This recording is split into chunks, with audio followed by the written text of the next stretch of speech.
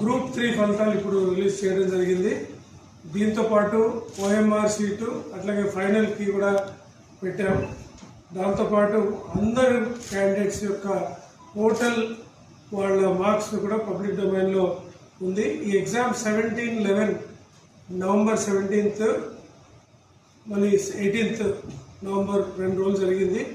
1388 vacancies కోసం ఈ exam జరిగింది. సో దీనిలో టోటల్ క్యాండిడేట్స్ అప్లై చేసిన వాళ్ళు 5,36,400 అయితే పరీక్ష రాసిన వాళ్ళు 2,67,921 మంది.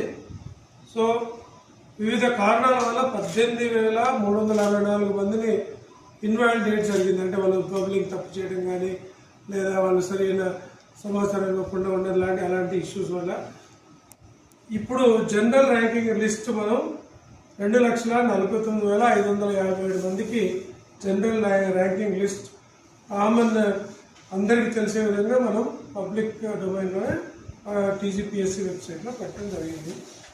దీనిలో ఈ ఎగ్జామ్లో ఇప్పుడు మనకి టాపర్స్ 10 చూస్తే ఫస్ట్ ర్యాంకు 339 మార్కులు 339.23. సో దాంతో first rank all ticket wise పెట్టాం. 331.299 సెకండ్ ర్యాంకు, అట్లాగా 330.42 థర్డ్ ర్యాంక్. ఈ రకంగా 10th ర్యాంక్ వచ్చేసరికి 323.15 10th ర్యాంకు. ఇట్లా 10 ర్యాంకులు కూడా ఇప్పుడు మీకు ఇవ్వబోతున్నాం. సో అట్లా మొత్తం ఎవరికి సంబంధించిన మార్క్స్ కానీ వాళ్ళకి సంబంధించిన ఓఎంఆర్ షీట్ కానీ ఫైనల్ కీ కానీ వాళ్ళ లాగిన్స్లో అందుబాటులో ఉంటుంది. బట్ జనరల్ ర్యాంకింగ్ లిస్ట్ మాత్రం it is available for everybody to see in our TGPSC website.